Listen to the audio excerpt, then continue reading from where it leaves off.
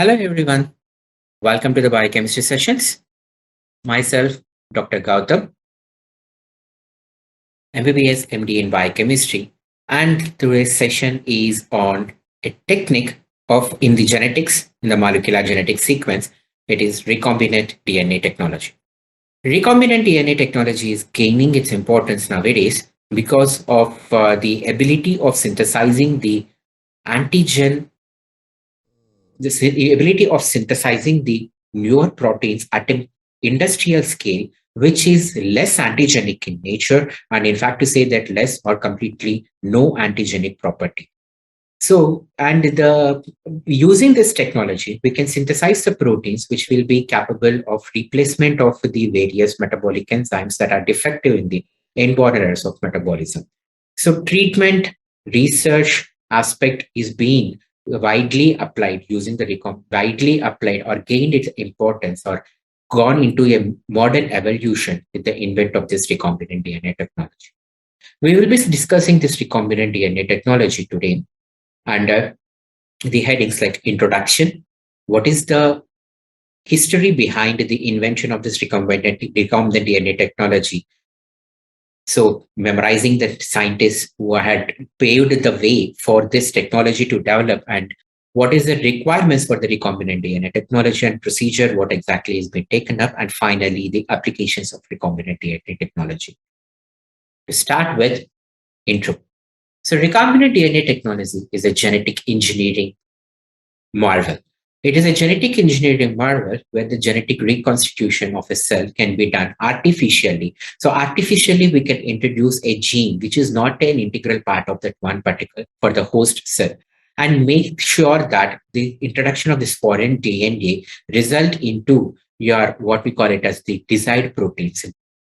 So for this insertion of the foreign DNA molecule into the host cell, first we need to splice it. So splicing and then identifying the foreign DNA of choice. So whatever the protein of choice which we have to we want in more production through this RDNA method technology, we need to identify and splice it. And once the spliced gene, then we have to incorporate into the host genome and forming into a chimeric DNA molecule. So using this chimeric DNA molecule, so a plasmid or a vehicle attaching this foreign DNA molecule and forming into a chimeric, a complex DNA molecule. And this complex DNA molecule should be introduced into the host cell and then it is cloned so that the host cells will be produced in a higher quantity. Majority of the time, the host cells which we are choosing are bacterial in nature. The proteins which we are synthesizing using this recombinant DNA are generally not produced in the bacteria. So whenever the specific proteins are not produced by a cell, then even after introducing this chimeric or foreign DNA, they start producing these proteins. But as it is not an inherent protein molecule for the bacteria, it will be not utilized. And that will be released out of the bacteria into the cultural medium. And using that, after a certain period of time, we can extract the protein from this cultural media in a purest possible form. And that purest possible form can be used for the treatment or research purposes. So the basic three steps which related to the recombinant DNA technology is identification of the DNA of choice and doing the splicing and formation of the chimeric DNA, and then introduction of the chimeric DNA into the host cell and cloning of the host cell or enhancing the division of the host cells. So to talk about the discovery, how this recombinant DNA technology has been evolved, it was in the year 1953, Watson and Crick has been discovered that it's not discovered to delineate the DNA structure, explain the DNA structure and the presence of nucleotides, the phosphodiester linkage and genetic code and so on and so forth. Then in the year 1969, it was the first time a restriction entered nuclease. These are the group of enzymes which are being produced by the bacteria and having the capacity of breaking the nucleic acid, that is DNA material, at any given point, at a given sequence in the middle of the DNA that can be break, because that's why it is called as endonuclease. So the first restriction endonuclease was isolated by Herbert Boyer in the year 1969. And this was the first pavement for the recombinant DNA, because splicing of and the separating the coding region of for the protein of choice, as well as it also helps in ligating and forming the chimeric DNA. And then we got the discovery of the reverse transcriptase by Howard Temin, David, and Baltimore in the year 1970. So the reverse transcriptase enzyme is mainly meant for synthesizing the complementary DNA molecule from the mRNA. Not all the times we will be using for, because the synthesis of complementary DNA from mRNA and using that complementary DNA as the DNA of choice for inserting into the chimeric DNA formation is also possible. So considering that the second milestone in the discovery of, the evolution of your recombinant DNA is discovery of reverse transcriptase enzyme. Then in 1972, for the first time, the recombinant DNA molecules are being generated by David Jackson, Robert Simons, and Paul Berg. Paul Berg was a major pioneer in developing this recombinant DNA molecules. So utilizing this reverse transcriptase enzyme and the restriction endonucleases, in 1972, the first recombinant DNA molecule is being generated. And then once the recombinant DNA molecule is generated, then introducing this recombinant DNA molecule into the host cell. For that, we require a transport vehicle, and that is the first plasmid vector, which is the chimeric DNA has to be introduced. So there are so many vectors that has been identified. But for the recombinant DNA, cell is generated in 1972. But the capability of this recombinant DNA molecule to divide or to bring out its effect or function within the host cell is not being explained.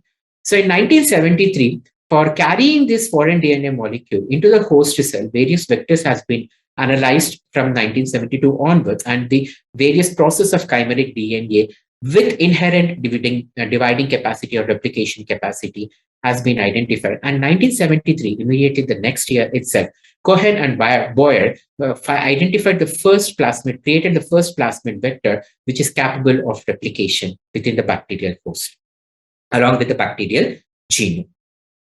Later, in 1975, the isolation of the gene and detection of the specific DNA fragments by Southern blot, that is a blotting technique. Southern blotting technique is being identified or is being described and been for helping in identifying the specific DNA fragment is been coming in the picture. So this made it more simplified way to identify the specific protein and making it only that specific protein codon gene can be transferred into the host cell rather than transferring the entire genome.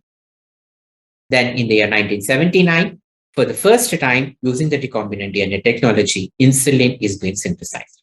So insulin is the first protein to be synthesized using the recombinant DNA technology. Before recombinant DNA technology invent and the synthesis of insulin through this technology, it was the porcine insulin or the bovine insulin. That is insulin which is being extracted from the cattle, cows, or the pigs, which has been used in the treatment of the type 1 diabetes mellitus. From after the insulin identification synthesis from using the technology, various proteins has been synthesized. And the latest trend to be talked, 2016, Synacure or Resilizumab. It is a interleukin-5 antagonist monoclonal antibody. So interleukin-5 is actually a chemokine inflammatory marker. Interleukin-5 is an inflammatory marker, and this inflammatory marker, what it will be doing is, it will be causing the DNA damage and resulting into the causing the DNA damage, as well as causes the accumulation or attraction of the monocytes and the lymphocytes to the damaged tissue or the damaged cell area, leading into inflammation and inflammatory mediated vasoconstriction, so on and so forth. So using an AL5 antagonist, that is a monoclonal antibody which which binds with this interleukin-5 antigen and forming the antigen antibody complex and promotes the destruction of this interleukin-5 is being approved. So this is actually produced by them using a murine myeloma cell, and this is the first medicine which has been monoclonal antibody, which is produced from recombinant DNA technology, which has been approved for the treatment of severe asthma. So this is what the evolution of the recombinant DNA technology so far, with the latest evolution that is in the 2016 Senate. Now, what is exactly the goals of this recombinant DNA technology? What exactly the goal which has been objective, which has been kept in mind for the recombinant DNA technology to develop? It is basically to isolate and characterize a gene. So we know that our body contains the chromosomes. The chromosomes contains so many genes. We exactly don't know which gene is been coding which protein in the initial stages. So we want to identify, study each and every gene and what is its major function. Because certain genes are in dormant, certain genes are inducible, certain genes are constitutive, certain genes are completely dormant, no protein synthesis. During the process of evaluation, from the unicellular organism to the multicellular organism, all genes are being carried to in the process of evolution. But only the genes which are only the proteins that are required for the function and the structure and function of the evolved organism is being only produced. The remaining genes are remaining dormant. So we want to identify the dormant genes, characterization of the genes, isolate them, and so on. And once we isolate these genes, then can we do a slight genetic alteration? Is it possible to do an desired alteration and so that we can produce a protein of our choice rather than going for the protein of what the present gene is producing? And can we make a more genetically engineered specimen, more genetically engineered species available who is capable of surviving the vast changes in the environment and also cope up with the competitions? To understand that, again, we need a recombinant DNA to understand the isolated gene. Whether the alteration, whatever we are doing it, is it synthesizing the protein of choice? Is that protein of choice is non-toxic in nature? To identify, that is again one objective. Then, once the return altered genes to the living cell. So if we do the alteration in the gene, and if it has been producing a right thing, then these altered genes should be introduced back into the living cell using a vector so that they will go back and replace the existing gene and then bring about the changes of desired changes, which is making the species more prone for tolerating the changes with the environmental and so on. And artificially synthesizing a new gene. Maybe a new gene synthesis resulting so because the immortality is what the dream of every human being. In fact, we have to agree. Majority of the people, majority of the scientists are working for the immortality. What is the gene that is being responsible for aging and how to knock out that aging gene? So by knock out that gene which is responsible for aging and giving a all-time life, that is immortality, which is the knocking out that aging gene and been developing the species which is going for immortality. So for artificially synthesizing new gene and to research purpose, we require the recombinant DNA technology. Or completely alternating the genome of an organism, complete alteration of the genome, entire genome of a bacteria or virus, and making it more prone for like a more antibiotic, to study the antibiotic resistance nature and also to study the antibiotic sensitivity in nature, what proteins and how it is exactly, and making that bacteria is more antibiotic sensitive in that. So alternating the genome of the organism and understanding the hereditary diseases. Because the inborn errors of the metabolism as well as the hereditary diseases, they are widely increasing in its frequency because of the consanguineous marriages or more of environmental pollutants or the insults and so on and so forth. So we need to understand the hereditary concept, whether it is autosomal recessive in nature, dominant in nature, single gene knockout, double gene knockout, what are the environmental insults that are being bringing out this mutations or the conditions and finally improving the human genome. So all the top things which we are working over here, it is majorly meant for improving the human genome and making the human more of like immortal as well as more of capability of facing with the present change in the environment and the food adulteration, so on and so forth. So these are the basic goals which has led to establish this recombinant DNA technology entire procedure, and then going into the more of research as well as therapeutic and diagnostic applications. So what are the tools? So we require basically three things. One is the foreign DNA molecule, which has to be carried. And the other one is the vector or vehicle DNA molecule, which will carry this foreign DNA molecule.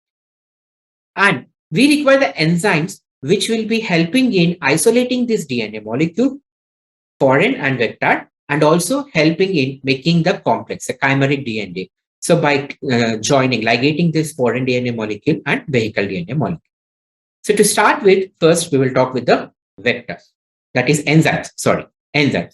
So enzyme, the first and basic enzyme which is playing a key role is your restriction endonuclease. It is also called as a chemical knife. So restriction endonuclease will cut the DNA into the shorter pieces of a specific sequence.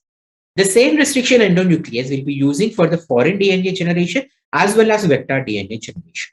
So it will be acting on the same sequence and will be creating, it will be acting on the same sequences and will be helping in easy ligating of or attachment of this foreign DNA with the vector DNA.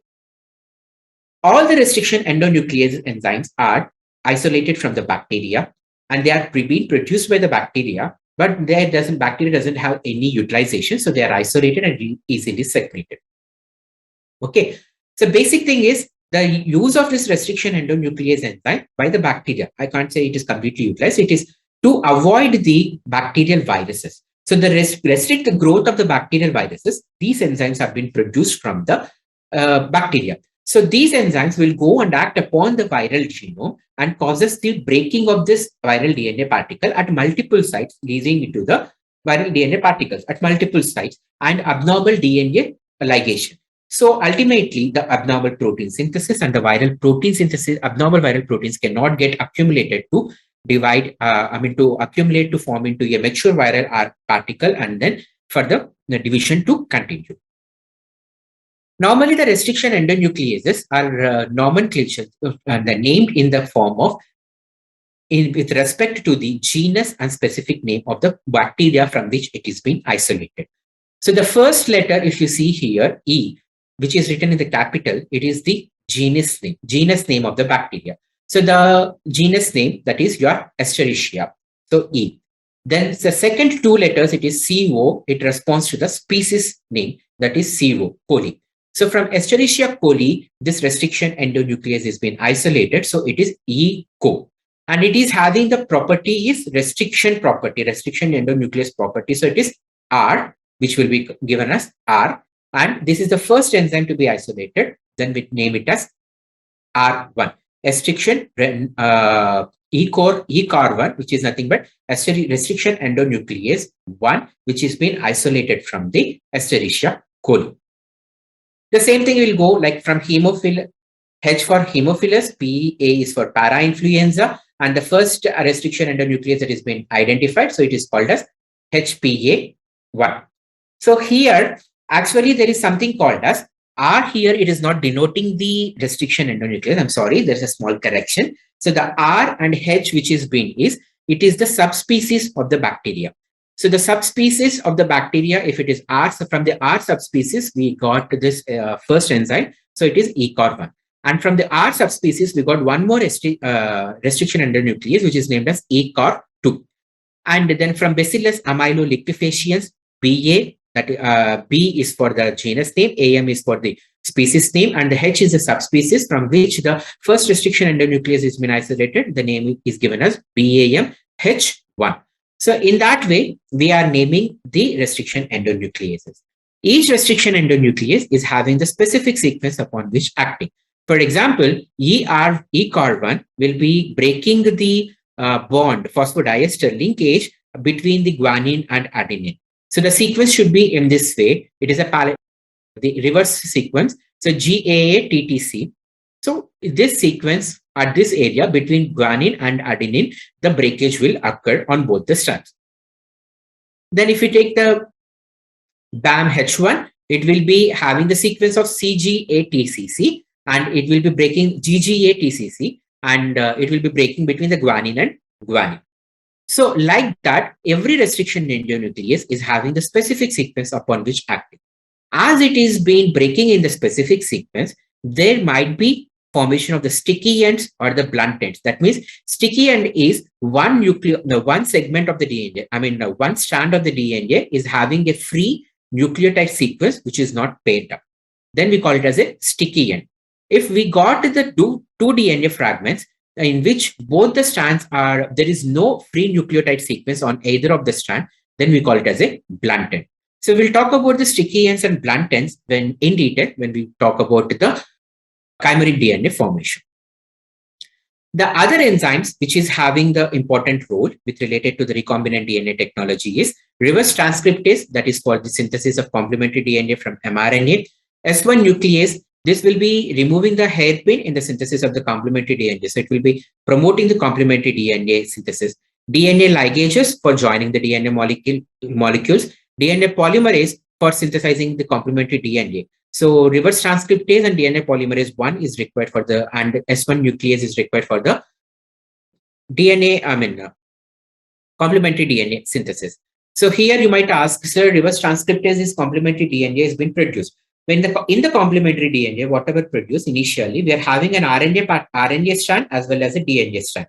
RNA strand contains here uracil, which has to be replaced by the thymine. So this part will be taken up by the DNA polymerase 1. Then BAL3-1 nuclease, that is British anti-leucine 3-1 nuclease. So this is actually progressive shortening of DNA molecule. For that, we require this nuclease enzyme. Then alkaline phosphatase to dephosphorylate the 5' ends of the RNA and the DNA. So it has to remove the phosphate groups from at the 5' ends in order to prevent the self-ligation. So if the 5' ends are, the phosphate groups are present on the 5' and the 3' end, then these two will undergo ligating, and instead of the instead of the linear DNA molecule, we will be getting a circular DNA molecule. And once the circular DNA molecule is produced, then again we don't have any usage, right? So that's the reason. Alkaline phosphatase will cause the dephosphorylation of the 5' end, preventing the circular DNA formation. Now, the passenger DNA or foreign DNA. So this foreign DNA, which is being carried by the vector DNA molecule, which has to be introduced into the vector DNA and form the chimeric DNA and transfer it into the host cell. The foreign DNA molecule can be direct DNA extraction and then from the cell, followed by a southern blotting to separate this desired segment, or the complementary DNA synthesis, which is from the mRNA molecule using reverse transcriptase enzyme, or synthetic DNA molecules. So what is this direct DNA extraction from the cell?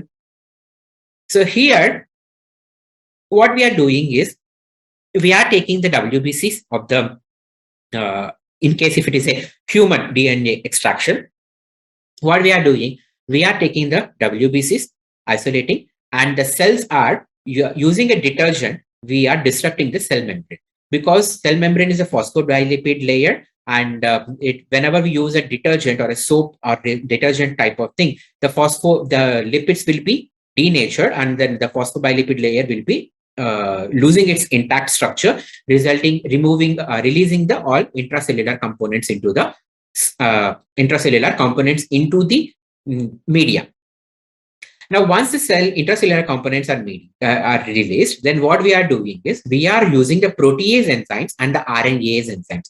Protease enzyme will go and act upon, it will destroy all the proteins that is being present in the intracellular component, and RNase will destroy the RNA particles. So we will be having the cell debris which is been settled in the down, and we'll be having the DNA, free DNA and intact DNA which will be present.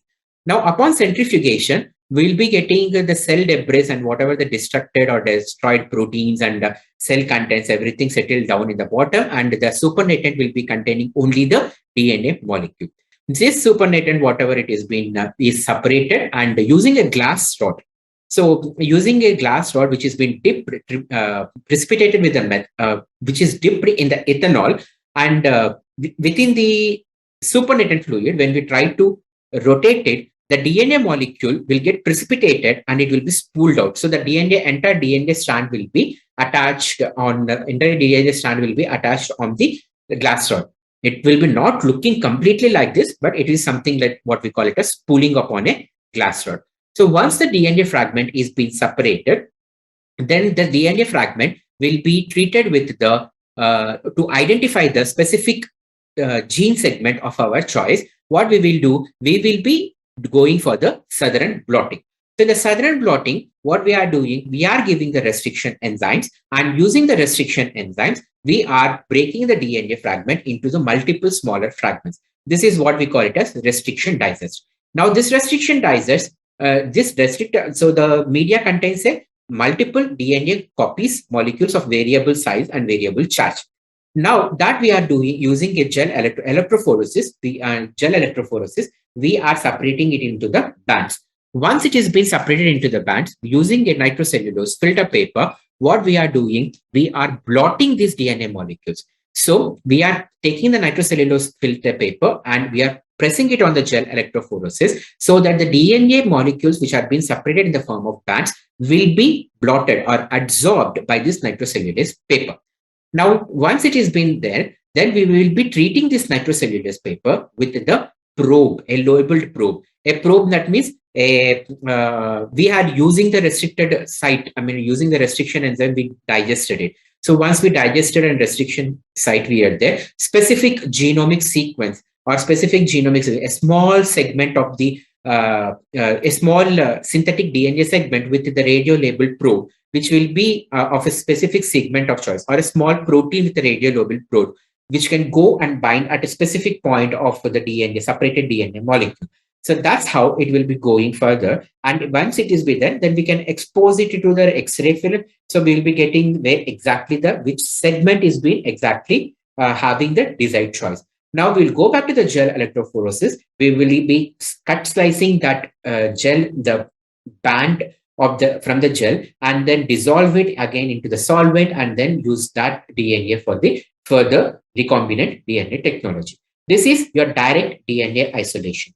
The second one is your complementary DNA formation. That is by the reverse transcription. So what exactly in the reverse transcription it is happening? First, then mRNA molecule, which has been synthesized, the protein choice we have been identified, and we are isolated the mRNA, which is coding that specific protein. Now, supplying it with the deoxyribonucleotides and reverse transcriptase enzyme and the DNA polymerase 1 enzyme, as well as ligase enzyme, what we'll be doing, we are promoting and almost like just like your replication, all other enzymes, except for the thing is reverse transcriptase enzyme is in the place of the DNA polymerase 3. So DNA polymerase 3 we are giving. So what it will be doing is it will be causing the synthesis of the new strand.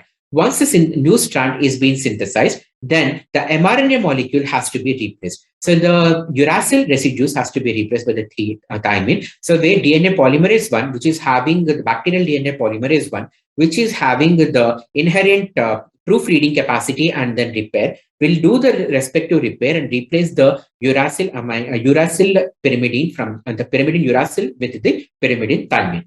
That's how we'll be getting and also RNA primer will be removed, and using a DNA ligase, the RNA in the place of RNA primer, we will be getting the DNA molecule to be synthesized. So once we get that DNA which has been synthesized is called as complementary DNA. Now, what we are using this complementary DNA, we are subjecting this complementary DNA to the polymerase chain reaction for developing more and more segments of the DNA of the desired choice. And these amplified segments, which we'll be using for the incorporation into the vector or vehicle DNA and producing the chimeric DNA molecule.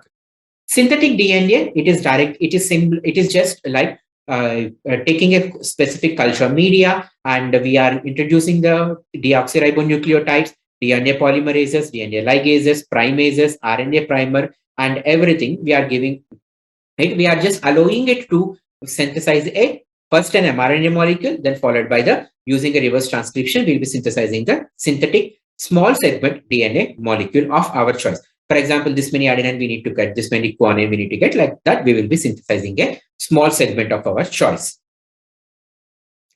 Now, once the passenger is ready, now we have to make the ready of vehicles. So there are various vehicles that are available for which are capable of carrying the passengers. So let's talk about these vehicles. So before we choose a vehicle, there should be certain characteristics for a vehicle. Say that, okay, now this vehicle is ready, this vector or vehicle is ready for carrying the the foreign DNA molecule into the host cell. So what are the ideal characters? The ideal characters the vector should be capable of replication in the host cell. So whatever the vector which we are giving it into introducing into the bacteria, by this vector or the the vector by itself is having the capacity of undergoing replication and producing more and more chimeric DNA copies, so that more and more mRNA particles and more protein synthesis can occur. The host cell these vectors should have the capacity of replication. The replication capacity should not be seized. The second one, convenient restriction endonuclease sites for inserting the DNA of interest. So whatever the restriction endonuclease sites are so far available, it has to be acting upon. So if the sequences upon which the specific restriction endonuclease is not acting, if the sequence is not there, then what is the point of using that vector for the carrying the foreign DNA particle? The next one, we need to have a selective marker. So this plasmid DNA or this vector DNA should have a specific or selective marker to identify whether whether the host cell is having this recombinant DNA or chimeric DNA, and whether it is functional or not. So it should have every vector DNA or vehicle DNA should carry a specific selective marker. And most importantly, it should be an easy to isolate and it should be smaller in size. You cannot give a vector of a bigger size into a smaller bacteria and making the bacteria incapability of bacteria to provide the substrates for the replication, transcription, and translation. So it should be smaller in size and it can be easily isolated for the preparing the chimeric DNA. So the vectors which fit all these characters will be chosen as a vehicle for carrying the foreign DNA molecule into the host cell and bring about the changes. Now to see certain vectors and their characteristics, the first one, we are having plasmid, lambda phase, cosmid, expression, genes, and YACs and BACs. So YACs and BACs are artificial chromosomal sequence, yeast artificial chromosome sequence, and bacterial artificial chromosome sequence. Whereas lambda phase is a viral particle which is capable of carrying the foreign DNA molecule, and this can directly introduce the foreign DNA molecule into the host genome itself and ultimately brings about the changes. Plasmids and cosmids is having the plasmids, cosmids, and expression genes is having the capacity of is the chimeric DNA molecules, which is having the inherent capacity for division and production of more chimeric DNA copies and so on and so forth.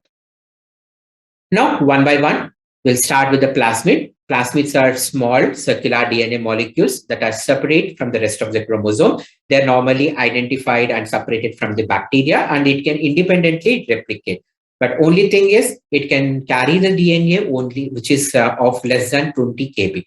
20 kb means 20 kilo base pairs or 20,000 base pairs of DNA molecule or size only can be carried by using plasmid.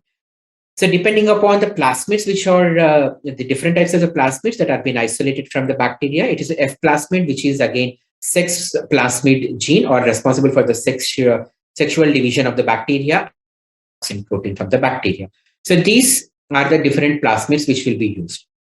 The next one, it is lambda phase. Lambda phase is a viral particle. It contains, the head of the viral particle contains the foreign DNA, which of our choice, which is to be given. So this will be directly, they infect the cell and transfer the foreign DNA and helps in incorporating this foreign DNA into the direct genome, either into a existing plasmid of the bacteria or into the genome of the bacteria. So they can carry the DNA, foreign DNA of more than or equal to 20 kilo base pairs. So bigger segment of the DNA can be transferred using a lambda. The next one is a cosmid. It is a hybrid of a plasmid and a phage. So why it is called as a hybrid of the plasmid and phage? Because it is carrying both the properties. It can carry the bigger DNA molecule of 35 to 50 kilo base pairs, and it is also having the inherent capacity of division. So as it is carrying both the characteristics, this is a hybrid thing. Then expression vectors. Expression vectors, what it will do is, expression vectors is something which is again just like a cosmid, which will be carrying the properties of the plasmid, At the same time, it also carries the host signals. So it carries the host signals, means whatever the specific host genomic sequence which is capable of initiating the transcription and translation, that signals is also incorporated in this vector DNA or vehicle DNA. So by itself, this DNA by itself will be capable of inducing the transcription and translation part also, and the synthesis of the bacteria. They are majorly useful for expressing the eukaryotic genes in the bacteria, because majority of the times the eukaryotic genes, when we introduce into the bacteria may fail to go ahead with the initiation of the transcription or translation process. The last two, that is your artificial chromosomes, YACs and BACs.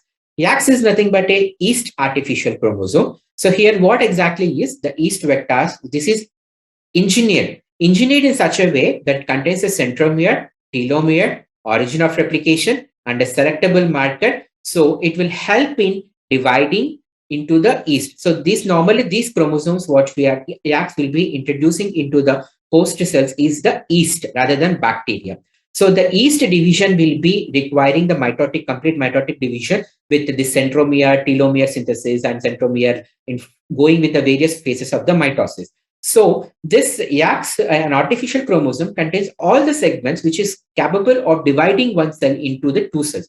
So even though the inherent yeast chromosome is being inactive in nature, because of this YACs chromosome, yeast will be dividing. So it is not only dividing within themselves, it is also helping in promoting the division of the yeast also. So this YACs is capable of carrying up to 1,000 kilobase pairs. That means 1,000 into 1,000. So approximately to say it is nearly up to 10 lakh base pairs can be. So very bigger segment of the DNA. So such a bigger segment of the DNA we have to transfer, because we need both the exons as well as introns also to be transferred. So we want to check the intron which is present within the human body when it is being introduced into the during the process of genetic evolution. Even though let's suppose if a gene which is been producing a protein in the lower organisms, and during the process of evolution that protein might not be required, so it has been converted into an intron or a non-coding sequence. So we need to identify. So when we want to identify that, and we need to transfer more the bigger segment, so it carries both the intron as well as exon, coding and non-coding region. So that's the time we will be requiring YACs. Then BACs. So BACs is again bacterial artificial chromosomes. These are again F plasmids, and this carry up to 300 kilobase pairs. And the same thing, just like your YACs, it is also having the promoters and origin of replications and selectable markers. Everything it will be there. It's a genetically engineered plasmid that is being generated, and that is synthesized plasmid which will be introducing into the thing. For example, if you see the picture over here, PBAC108L, it is a BACS, that is bacterial artificial chromosome sequence. This contains a specific chromosome for the chloramphenicol resistance, as well as all the genes that is capable of. So the segments where the BAMH1 and HIND, Haemophilus influenza or Bacillus amylo bacteria will be the restriction endonucleases from this bacteria can act, and it also having the telomeres and specific origin of replications and everything. And also it is chloramphenicol, origin of replication is here, and the chloramphenicol resistance. So this is a resistant, this protein will be produced, leading into the increasing the resistance of the bacterial cell for the chloramphenicol. So this can act as a selective marker over here. So now I am introducing a chloramphenicol resistance into the host cell, bacterial host cell. If this plasmid is incorporated into the bacteria, upon adding the chloramphenicol to the growth media, that will be survived. Whereas the other bacteria where this plasmid is not incorporated, in that case scenario, there is no chloramphenicol resistant protein synthesis. Automatically, they are chloramphenicol sensitive, and that leading into the damage or destruction of the cell. So these are so far the vectors or the vehicles of the DNA. Now we'll talk about the process per se. So we had identified the foreign DNA, we had identified the vector and vehicle DNA, and then we had talked about the enzymes. So the procedure of the recombinant DNA technology, the first one is isolation of DNA. It can be direct isolation from the cells, or it can be from complementary DNA molecule synthesis or synthetic DNA molecule of the choice. Once the DNA is isolated, then subjecting it with restriction enzyme digestion, leading into the production of restriction enzyme digestion, and desired fragment of the DNA is being identified. Then we are amplifying it using the PCR, because we cannot synthesize one single chimeric DNA molecule. We have to synthesize more and more chimeric DNA molecules. So we'll be going for amplification using the PCR technique for this specific desired segment to produce in more quantity. Once it is amplified, then we are ligating it with the DNA molecules. The restriction enzyme digestion is not only occurring, the isolation of DNA is not only foreign, but also vector DNA. And the restriction enzyme digestion is also occurring in the both vector as well as foreign DNA molecule. Amplification of this vector DNA and foreign DNA molecule is also occurred. And then the ligation of this vector DNA and foreign DNA molecules, leading into the chimeric DNA. Once a chimeric DNA molecule is produced, then it has to be inserted into the host. So there are various procedures or process where the insertion of this recombinant DNA molecules into the host is occurring. Then last, we have to isolate the recombinant cells, because even though we try to insert the recombinant DNA into the host cell, not all host cells is capable of receiving them. So we need to identify the host cell and identify the host cell where the recombinant DNA molecule is present, and we have to isolate it them, and then separately we need to make a copy and as well as maintain a library to and use for the production purpose or identification and further research purpose. So step by step to talk. So isolation of DNA. So DNA is extracted from cell, followed by southern blotting. And then restriction enzyme, we are using the specific restriction endonuclease. Normally, this restriction endonuclease will be recognizing a 4 to 7 base pair specific, and that accordingly it will be cleaving. So as when I was talking about the restriction endonuclease, I mentioned there can be a sticky end or staggered end. The other one is blunt end. So sticky and a staggered end, when there is a series of nucleotides, unpaired nucleotides on a DNA fragment on either of the strands, on both the strands in the opposite direction. Blunt ends, when there is no free DNA, free nucleotides on either of the strand, then we call it as a blunt ends. The basic problem with the sticky ends is there is a high chances of these sticky ends to ligate with each other and form into a circular, non-functional foreign DNA molecule or vector DNA molecule.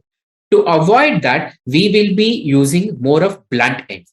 But with the blunt ends, the problem is ligation will be a problem. Sticky ends can easily get ligated without anything. Whereas blunt ends, to get ligated, we need to give a specific set of enzymes and the nucleotide sequence, and again, the energy requirement will be more.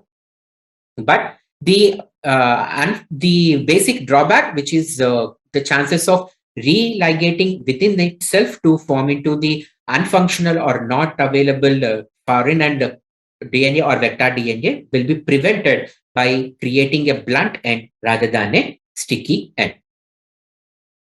Then amplification, we are using the PCR for amplifying. Now, the purified DNA and vector of interest are cut in the same as in the restriction part, and we amplified it. Now they are open and complementary in nature, and they will be joined with each other. Okay. So to form into the chimeric DNA, and DNA ligase is playing the key role in the ligation part. So this part, the sticky ends, I said, can anneal with each other. That's not available to form the chimeric DNA. So the second one is the second problem with the ligase. So what we can do is homopolymer trialing. So what we are doing is we are giving the guanine residues. Poly D for the blunt ends. Whatever the blunt ends which will be caused, what we are doing on these blunt ends, for the foreign DNA molecule, we are attaching the guanine residues on both the ends. And for the vector DNA molecule, we are attaching the cytosine ends on both the ends. Now, they are created as a sticky end. Okay. They are sticky ends only because free nucleotide sequence of guanine residues on the foreign DNA molecule and free sticky end of the cytosine residues on the vector DNA molecule. They can pair up with each other. but the within the vector DNA or within the foreign DNA molecule, they cannot pair up. So that's how, by using a homopolymer trining method, tailing method, we can overcome the problem that is being faced in the blunt end as well as the chimeric and the sticky ends part. Okay, done. Once the chimeric DNA molecule is being produced, it has to be inserted into the host cell.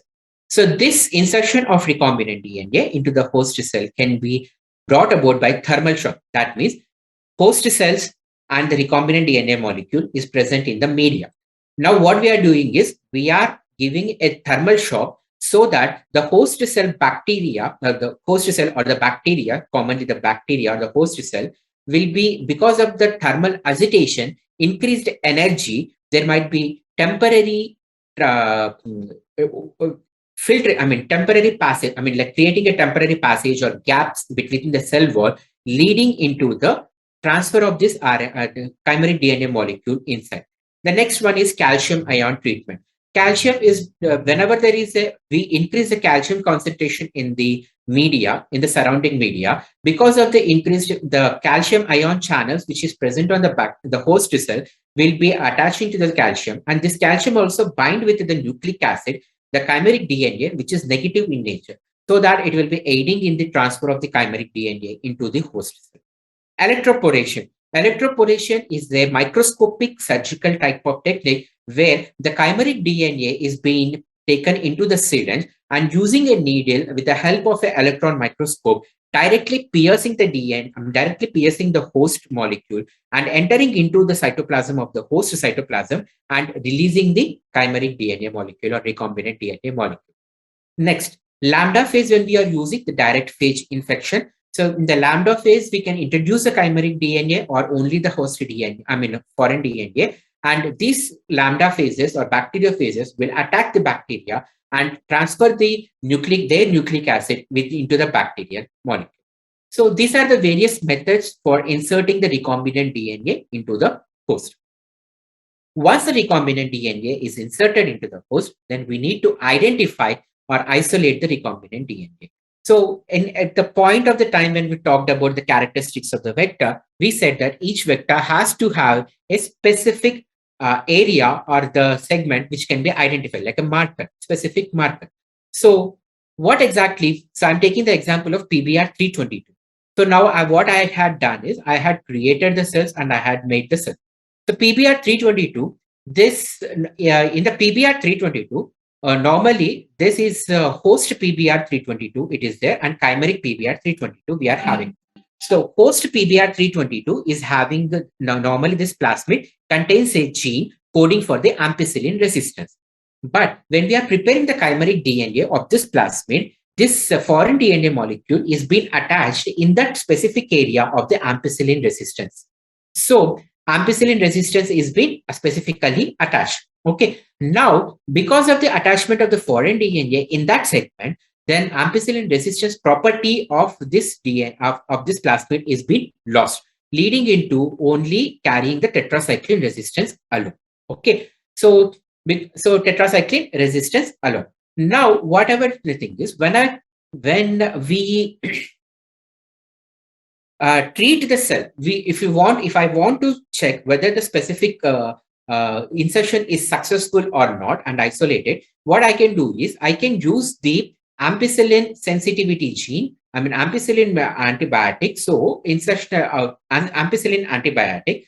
If this specific insertion is occurred or this specific chimeric plasmid is present, then these bacteria will be susceptible for ampicillin and will destroy, but will be carrying the tetracycline resistance. So that how in the previous slide, one more thing I had said, the tetracycline insertion, when we talked about the BACs. So insertion of a specific antibiotic resistance gene or identifying a specific antibiotic resistance gene, which is not inherent with related to the bacteria. So the plasmid DNA or the vector DNA, which is having the foreign DNA particle, will be carrying the antibiotic resistance, which is not present inherently in the bacteria. So using that specific antibiotic, if the host cell carrying the chimeric DNA, they will be surviving. The remaining host cells without the chimeric DNA will be destroyed. In that way, we can identify the isolation. I mean, we can identify the recombinant cells as well as isolate them. So to summarize, we are taking a human cell, identifying the genome of our choice. Here in the case, we are taking a human growth hormone, synthesis gene coding for human growth hormone. Now using the ACAR1, we are creating a sticky ends. We are isolating the plasmid, bacterial F plasmid, and using the same ACAR1 gene, we are creating the sticky end in the plasmid. Both of them we are clubbing with each other, helping in ligating to form into their a recombinant DNA, and now this recombinant DNA molecule is being introduced into the bacteria. So because of the presence of the human growth hormone gene, there will be transcription and translation and production of the human growth hormone. But human growth hormone is not required for the regular biological function of the cell, of the bacterial cell. So it will be released outside and we can isolate it and purify it, and it can be used as a treatment aspect or perspective. So this is what your recombinant DNA technology to summarize and in detail till now what we have discussed. We'll be ending this recombinant DNA technology with applications. We are having a medicinal application and research bar investigations.